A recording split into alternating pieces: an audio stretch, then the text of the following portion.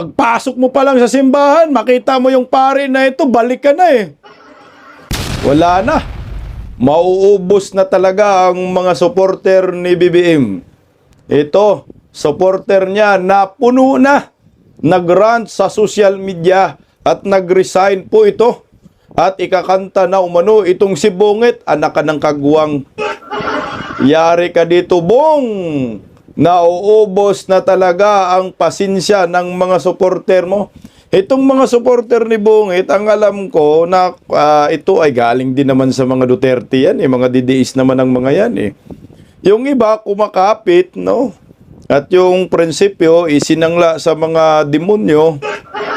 At hayan, hanggang ngayon ay nanatiling BBM supporter pa rin sila. Pero at the end of the day, ano pa rin yan eh.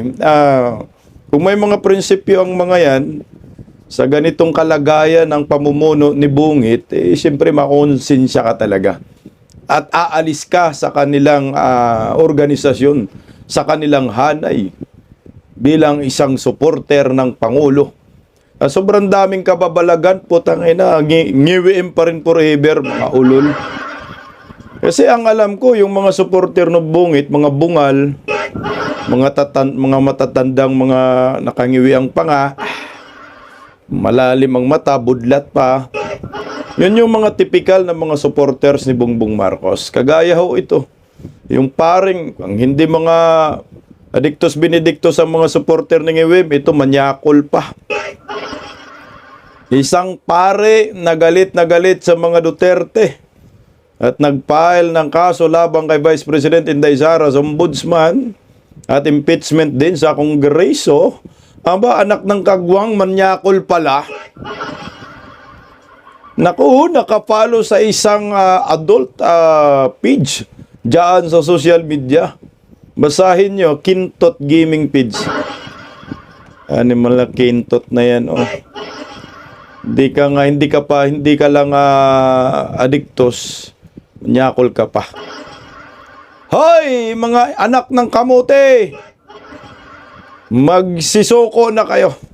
Palike mo muna. Magandang gabi po sa ating lahat. Palike, pa-share, pa-subscribe. At pakipindot po ang inyong notification bell upang lagi po tayong updated sa ating mga video. Unahin po muna natin itong isang BBM supporter na nagrant sa kanyang social media. At hindi po niya ikinahihiya ang kanyang pag-rant sa social media na isinusuka po niya itong si Bungit, no? Kahit ikaw pa naman, kung matino kang tao, matino kang Pilipino, kung supporter ka ni Ngiwim, talagang tigilan mo na yung pagsusuporta sa kanya. Maraming na mga namatay sa baha. Oh, maraming nalubog sa baha. Unang araw ng taon, lubog sa baha. Anak ng kagwang, anong nangyari dito? Nakakahiya, sa totoo lang, maging supporter ni Bongbong Marcos, bukod sa walang ipinagmamalaki na mga malalaking proyekto, putang ina, sandamakmak pa na korupsyon. Na hanggang ngayon sa flood control, hindi pa rin na masolusyonan at hindi pa rin nila pinapakulong ang kanilang mga sarili, anak ng kagwang. Sila rin naman kasi yung mga magnanakaw. Ang mga mastermind, sila rin po ang nag-iimbestiga. Kaya pag ikaw ay supporter ni Bongbong Marcos, normal po yan, mga ganyang sitwasyon, na talagang susukuan mo ang pag-adipinsa dito sa kay BBM. Kahit pa siguro bayad ka eh. Wala, mahirapan ka pa rin mag-adipinsa sa kanya at paano mo siya ibinta. Kasi ang hirap magbinta ng bulok na isda. Eh, ang pamilyang Marcos, bulok na yan eh. Matagal ng bulok. Ang hirap naman po, ibinta mo yung bulok na yan. Ang nangyari nga lang, nakabalik sa palasyo because of Duterte family. Yan ang maliwanag yan. Walang ribat dyan, walang contest dyan. Kahit maglulupasay pa ang mga tangang bubonistang tanganista ni Bangag, wala na kayong magawa. Totoo naman talaga, kumapit lang kayo sa mga Duterte, sinusukan na nga ho kayo eh. Nakabudo lang kayo, pero hindi na yan mauulit muli. Sa 2028, anak ng kagwang. Tama na, sobra ng pambubudol ng mga hinayupak na ito. Okay, ito po yung supporter ni Bongbong Marcos. May katungkulan po ito sa gobyerno. Ayan. Nag-post po siya sa kanyang social media Ang pangalan niya po ay si RJ Lim. RJ Lim. Ayan, si RJ.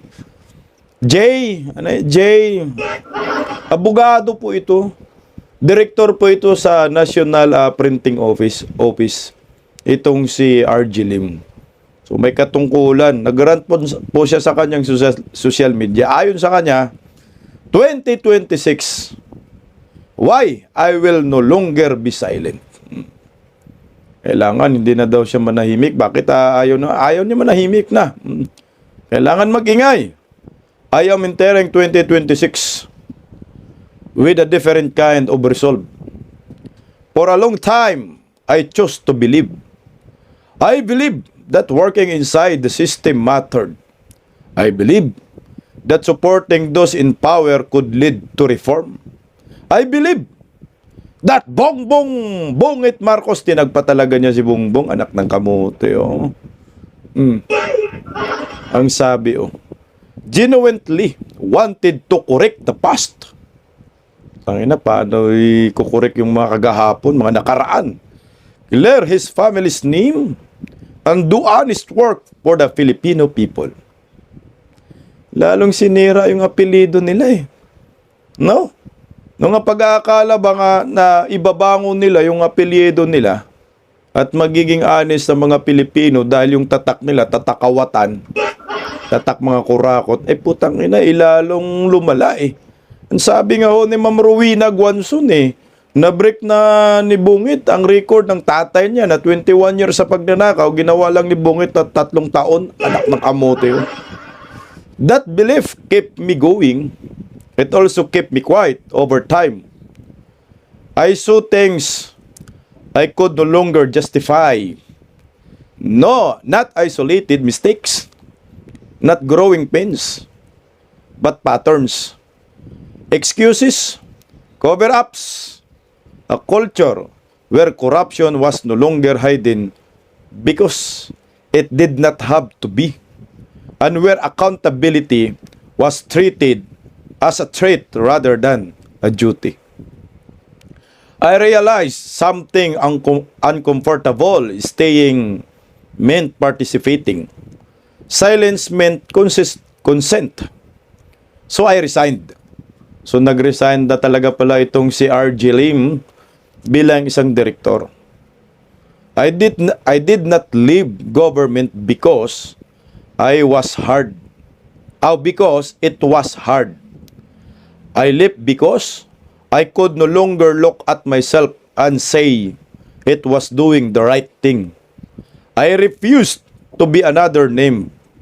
Stayed quiet for the sake of position, access, or comfort. I am done being afraid of people simply because they hold power. I draw inspiration from those who still ask difficult questions, especially younger leaders who refuses to accept corruption as normal. Ito yung tinutukoy niya. Figures like Kiko Barsaga and Leandro Ligarda Leviste remind people that accountability is not disrespect. It is responsibility. I may no longer be young, but I refuse to grow old in silence. Tama ka dyan, sir. Kailangan mag-ingay Hindi po pwedeng tatahimik Kagaya itong dalawang bagitong kongresista, Leandro Leviste at Kiko Barsaga, dapat lang suportahan natin. Dapat nga yung mga matatandang mga buhaya yung mga matatandang politiko, mga nasa Senado nakakabinging katahimikan. Suportahan naman ninyo si Kiko Barsaga at suportahan naman ninyo itong si Leandro Leviste kung totoo po kayong galit sa bangag admin, galit sa mga kurakot na nasa gobyerno. Kaso nga lang yung mga senador pag bumira sila, tatamaan sila sarili nila, anak ng kamote. Kaya believe tayo dito sa taong ito. I'm not naive about what this decision will cost me. Kung mahiya, panindigan mo, prinsipyo ka. Kami nga, mga political vlogger, wala naman kami katungkulan sa gobyerno, pero nandito kami. Namarinsipyo kami para sa bayan at ayaw namin maghari ang mga animal, mga kaanib ni Tanas. Laban lang. Some of my friends within the president's camp will be angered by this. Malamang magagalit talaga sa'yo. Ibabas ka. No? Siguro ngayon, pinutaktik ka na ng mga ensaymada vloggers, mga trolls sa mga bungal. No? Daming mga vlogger na mga tatanda si ngiwi, puro mga bungal.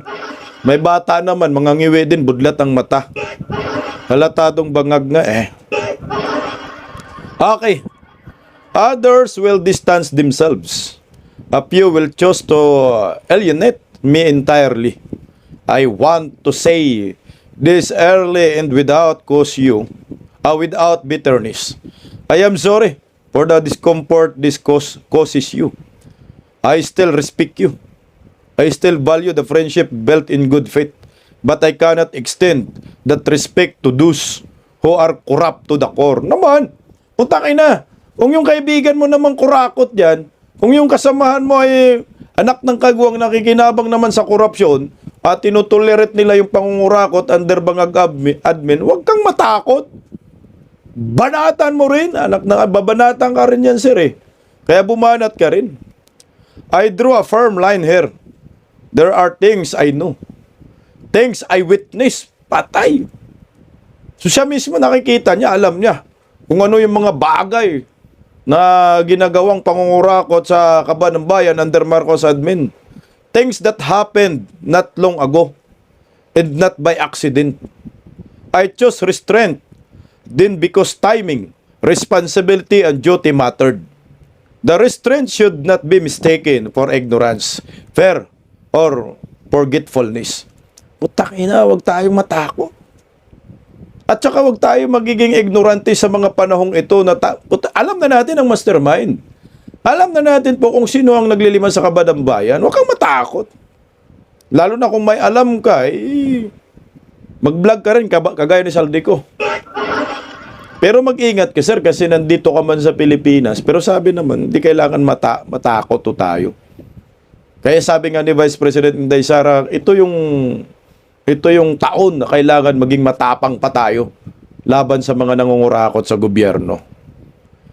If anyone chooses to misrepresent me, discredit this stand, or pressure me back into silence, they should understand that I am no longer interested in protecting people who never protected the public interest. Naman, ito na bakit mo poprotektahan itong sibungit, yung pinoprotektahan lang nila, personal interest, self-interest. Hindi naman pinoprotektahan ang interest ng maraming Pilipino. Sa kanila, kaibangan, pinoprotektahan nila. I am prepared to account for what I say.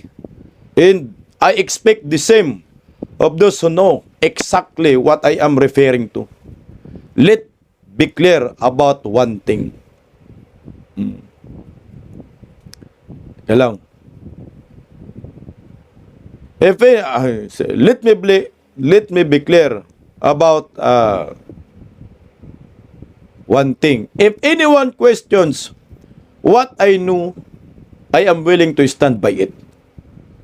Tangay na, mabigat to. May mga pasabog to. Naabangan natin, ha? Tangay na, may mga alam ito.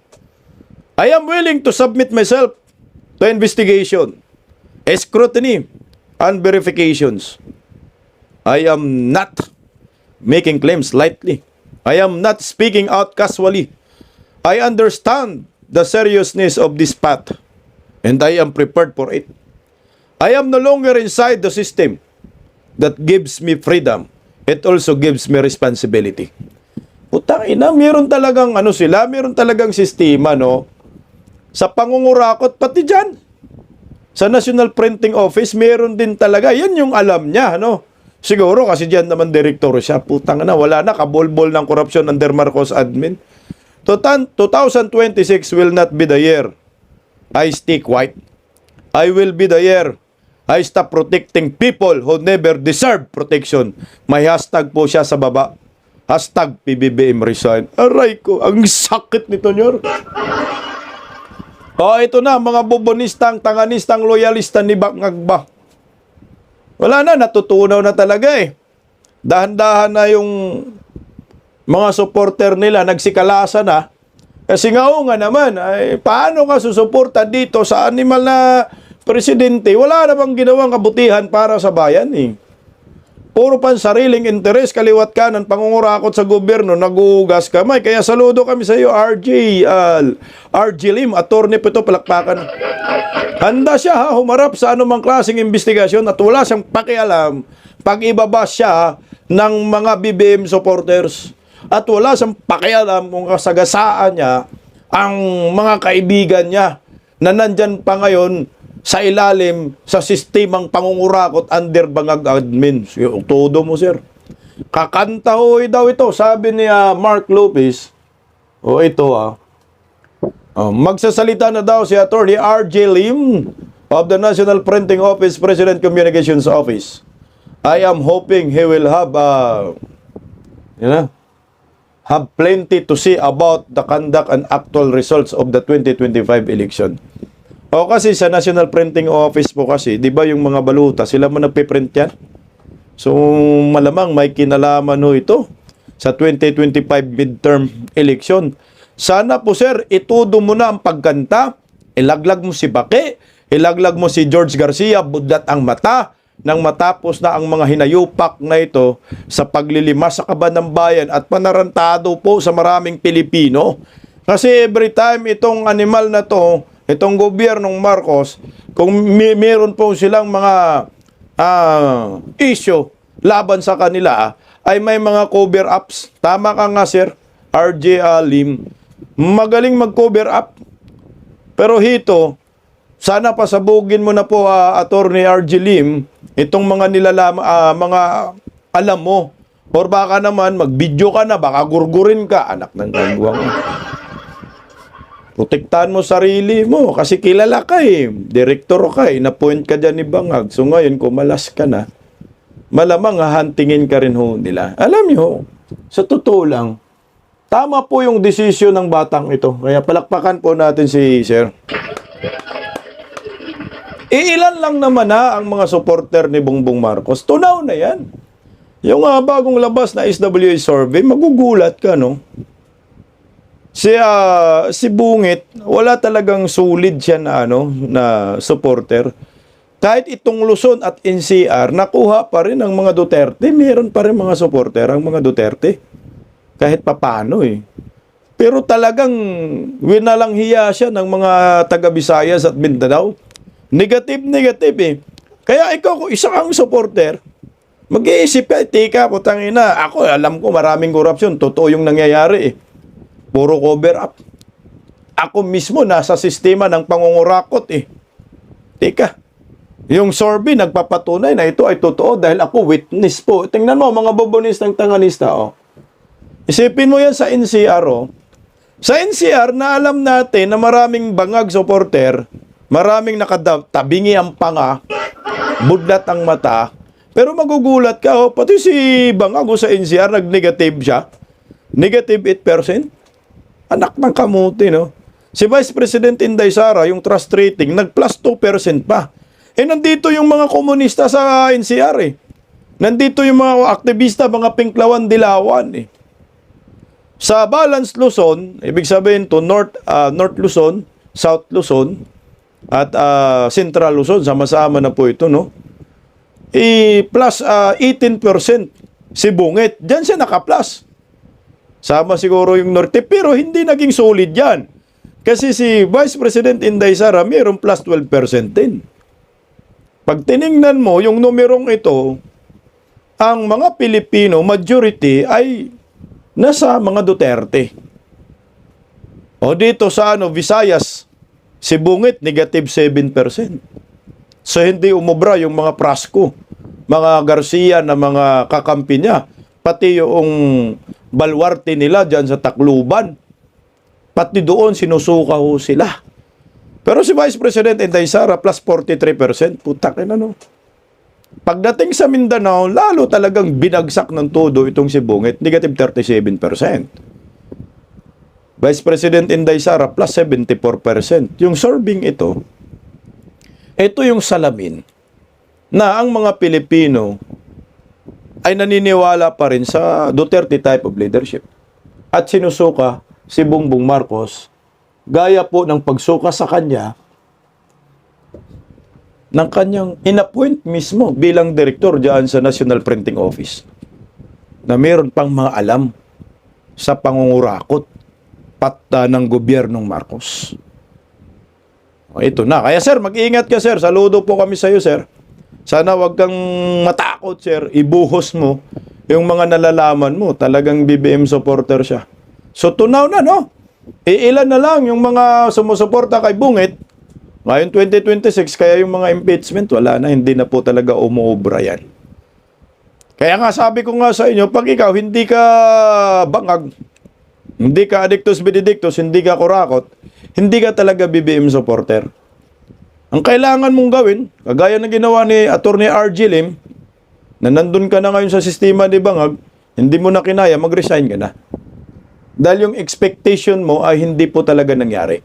Sumuporta ka kasi akala mo, ibabangon yung mga Pilipino, apelido ninyo, na ipahiya ang mga nagkikriticize sa inyo, mga dilawan, pinklawan, ay kayo yung mga kawatan, nagkamali, lalo pong naging kawatan kayong mga hinayupa kayo. Bagsak na bagsak. Kagaya ho nito. Supporter ni Bangag, tingnan mo ha. Ang mga supporter ni Bongbong Marcos, mga bangag, no? Yung mga mapulburunik, addictus benedictus. Yan yung mga supporter ni Bangag. Mga kawatan. Yan. Mga kriminal. Mga aktivista. Mga komunista. Mga bubonista. Mga talyanista. Yan lang naman yung klase ng mga supporter ni Bongbong Marcos. Oh, ito. Supporter din niya ho ito. Itong paring manyakol. Alam mo, padre, ikaw nagpari ka para magpakalat ng mga mabuting salita. Salita ng Diyos. Anak ka ng kamuti ka, addictus ka pala, proud ka pa sinabi na nag-singhot-singhot ka kahit nasa seminaryo ka pa. Pero hindi lang pala singhot boy ka, manyakol boy ka pa. Trending po kasi ito sa social media na itong paring ito ay nakafollow sa isang adult page. Ang page na ito ay Kintot Gaming page.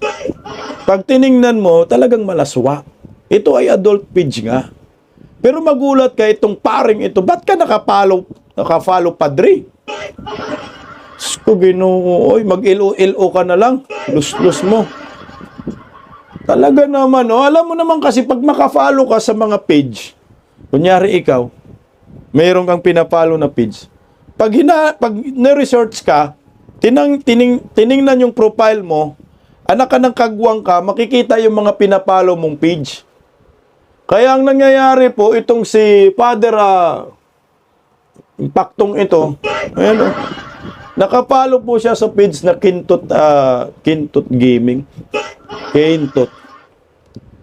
Anti-Duterte na pare na si Father Flavie Villanueva, huling nakapollow at like sa isang adult page na naglalaman ng mga malalaswang content. Tagay mo na, padre. Oh, ito na. Ito yung mga pare na nagbabalat kayo. Nakala mo, nakasuot ka ng sutana, nakaabito ka, matino ka. Kawawa naman yung mga matitinong pare na dadamay mong padre Damaso ka. Father Flavie. Kaya pinuputakti siya ngayon sa social media. Talagang pesta eh. Hindi ka nag-iingat, mga hinayupak kayo, sumasama kayo sa mga politiko. Dapat nga sana, padre, ikaw ay nagdasal ka na lang sana. Oh. Ipinagdasal mo na sana si Bungit na mag-resign. Ipinagdasal mo na sana na yung wish ni Cara David matupad. Tanginumin mo. Oh. Galit ka na galit sa mga Duterte, tabla ka palang demonyeto ka.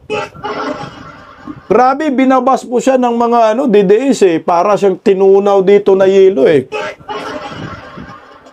Bakit baka banat kay Tatay Digong? Sabi ni Sasrugando, anak ng kamote.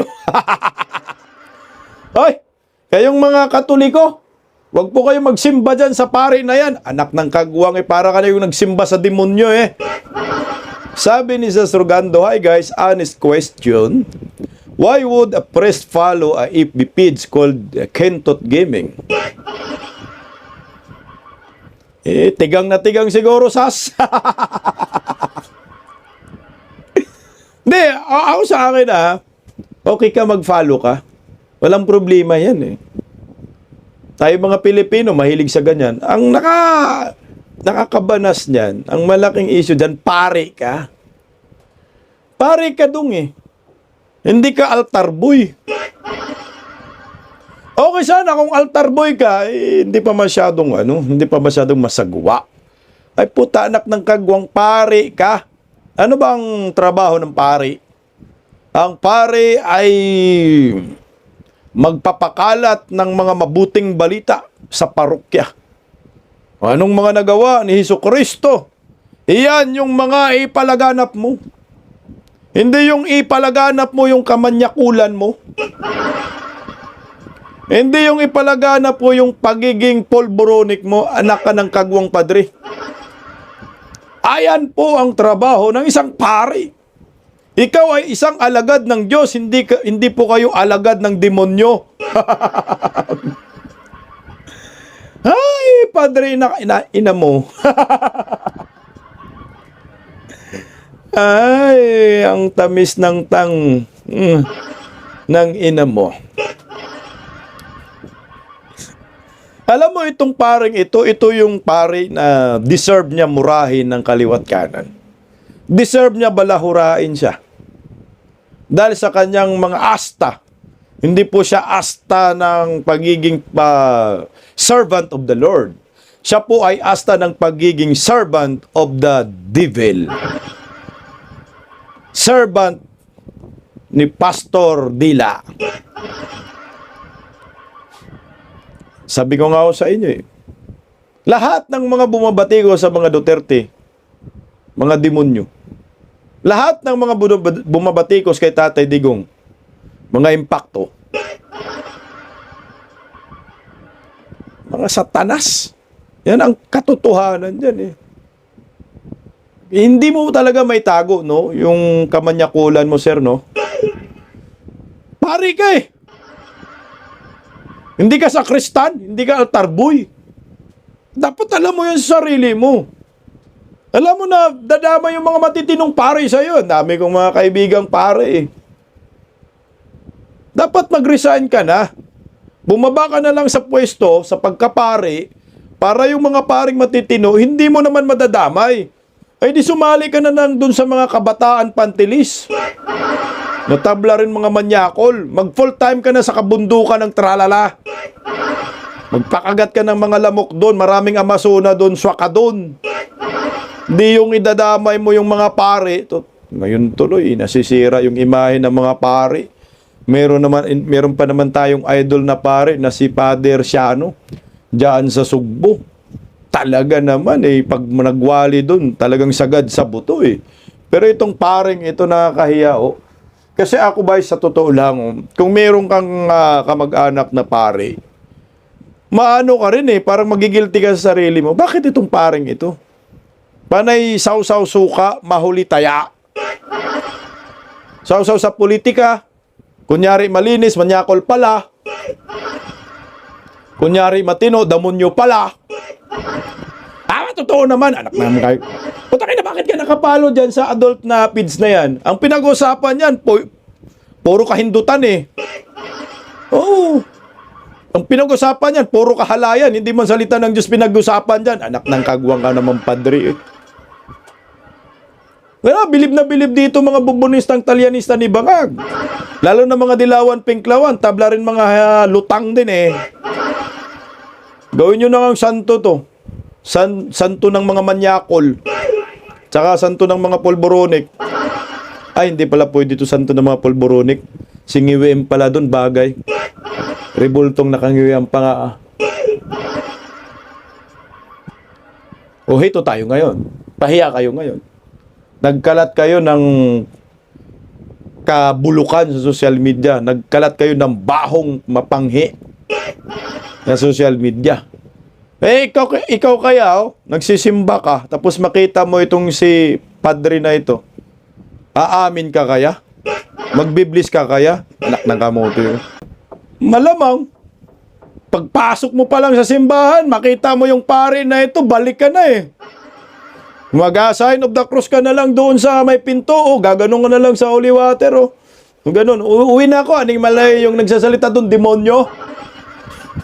Uwi ka na, hindi lang demonyo, pulburinik, addictus benedictus pa, manyakol pa. Uwi na lang ako, maka-impluensya pa ito. Di ba kawawa? Yung mga nananampalataya, na anak ng kamote, binanatan niya ni kaibigan din nating may hiwa eh. Sir Jack Arguta, sabi ni Sir Jack Arguta dyan, Father Flavi, bakit nakapalo ka sa Kintot Gaming? Adik ka na, manyakol ka pa. Dapat di ka na nagpari po. Kinang na mukha. Alam mo, ay nakakatawa lang naman din yung advice ng kaibigan nating bingot din. Pero tama siya dito. Tama talaga.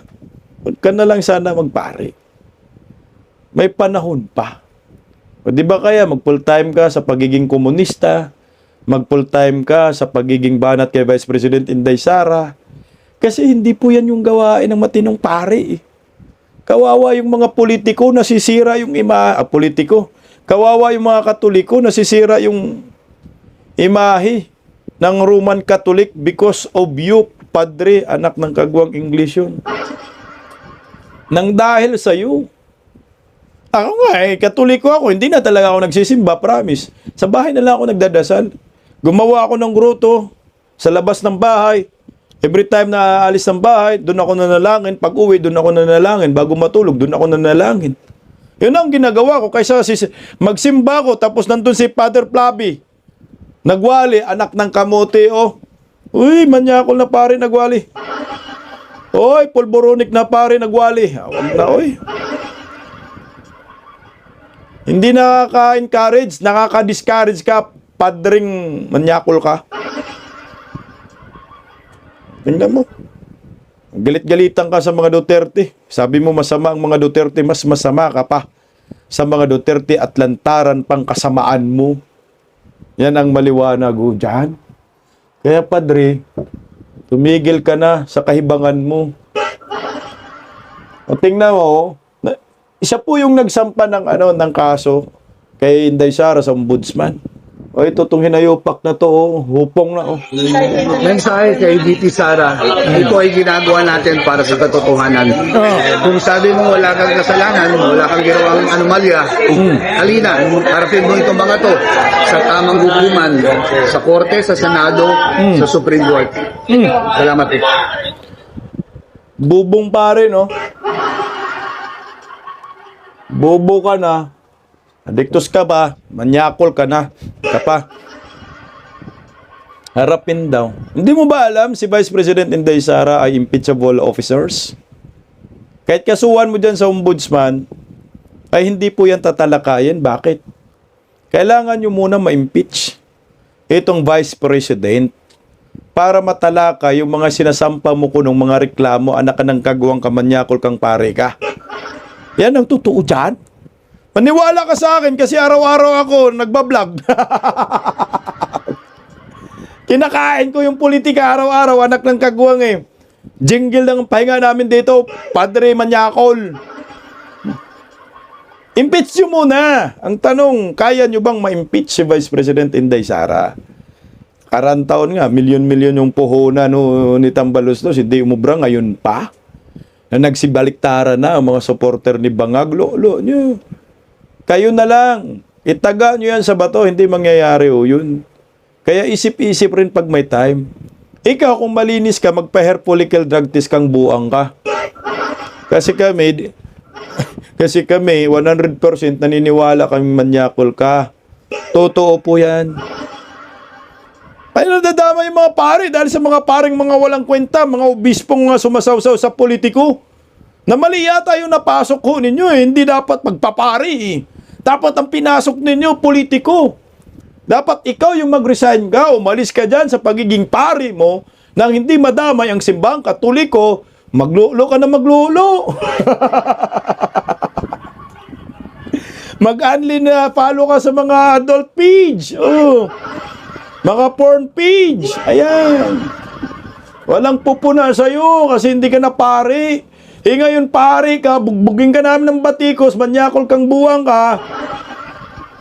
Ow!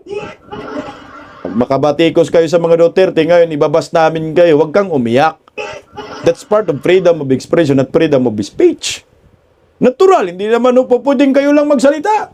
May bunga nga rin kami, may bibig din kami, bumabatikos din kami. Sa inyo, babatikos kayo sa mga Duterte, gaganti kami. Give and take lang, padre, huwag kang umiyak ha. May nga iyakin pa naman tong mga supporter ni Bangag. Namana sa kanila, mga bangag din eh. Ay, kayo tanungin ko sa inyo. Okay ba sa inyo? Na itong paring ito ay makita mo sa social media na nakafollow po sa isang adult page na nilagay ang ang page na ito ay Kentot Gaming. Oh my gulay kaping nangangalay. Boycott nyo na yung pare na yan. Huwag po kayong magbigay ng offer dyan. Sa Bisaya, halad.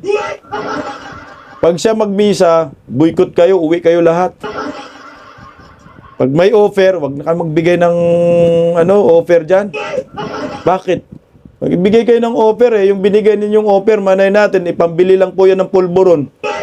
At isisinghot lang, ginawa ninyong lalong adictus benedictus sinanayupak na to.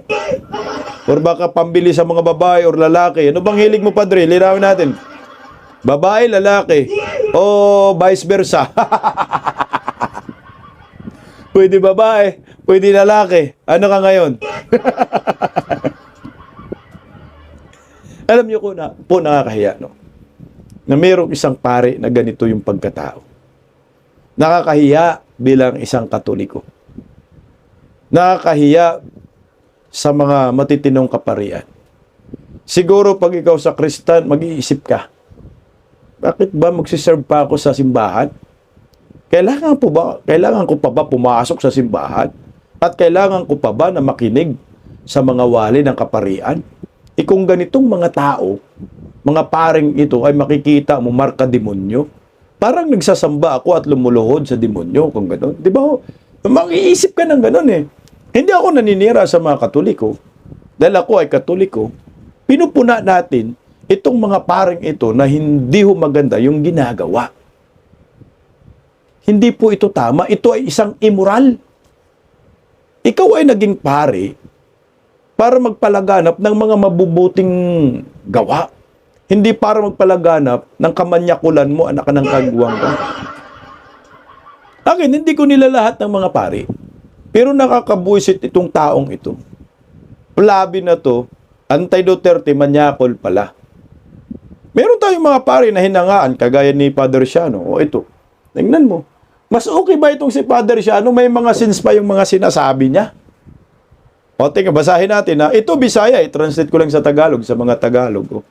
Kanus akaha makaamgo ang atong mga politicians nga sila sulugoon sa nasod.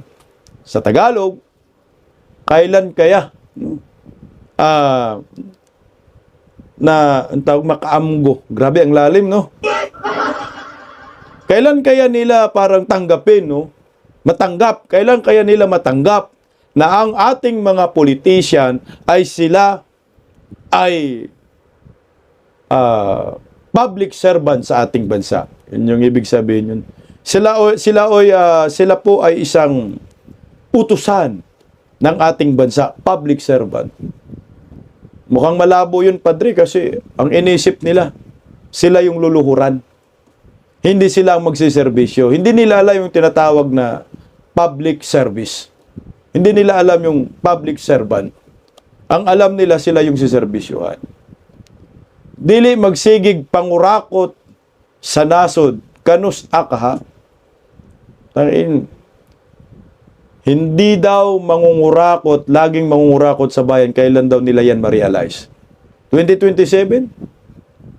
O o kaya karon 2026, o kaya ngayong 2026. Daghan naman sad kaayong issue nga insertion sa budget, kanus akha sila makaamgo. Wala na, Padre. Marami daw in insertion, kailan daw sila magsisisi, kaamgo magsisisi, tama. Na mali yung kanilang mga ginawa, makaamgo. Wala na. Ang politiko sa bansang ito, kaya po pumasok sila sa pagiging politiko dahil po sa pira. Maglilimas po sila sa kaba ng bayan. Yun yung purpose nila. Hindi po yun pagsiservisyo talaga ang purpose nila, Padre.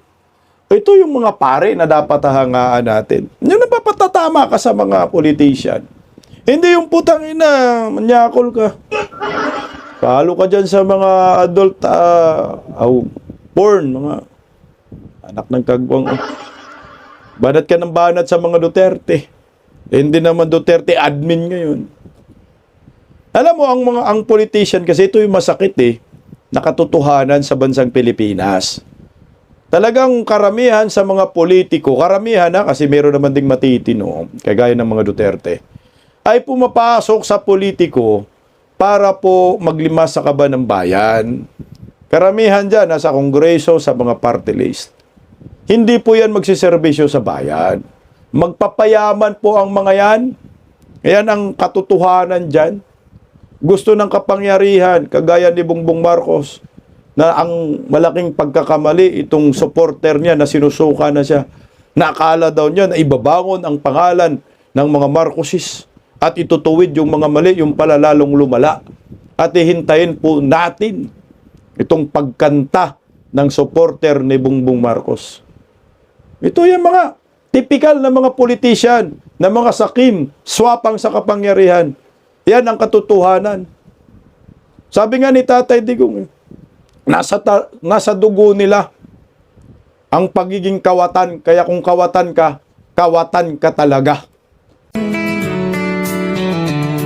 Paggising sa umaga, tanghali at gabi, nakikita ko ang post niya, ang hapdi.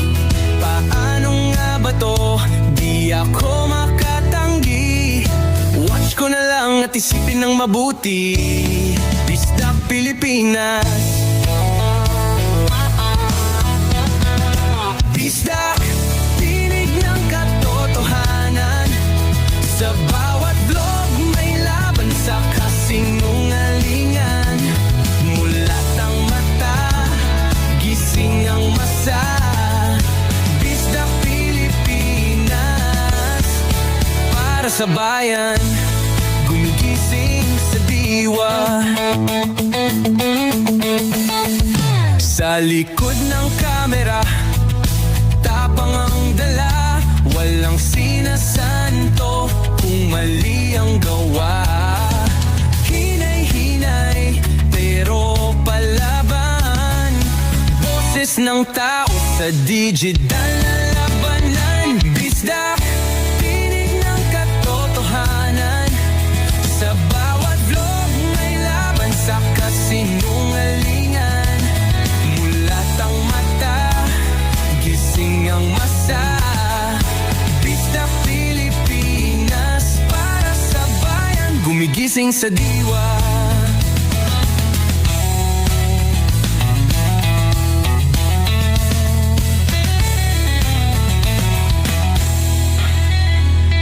Hindi artista, hindi politiko, pero ang katotohanan, sigaw niya ay buo. Sa YouTube o Facebook man siya makita, may aral ka pa rin, may uwi sa bawat salita.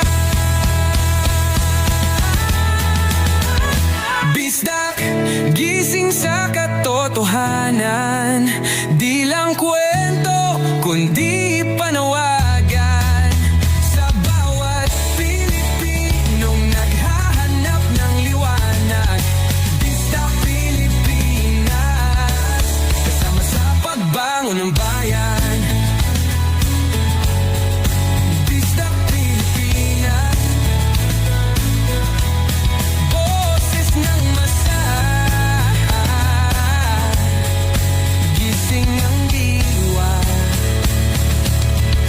ilog mo, may pag-asa.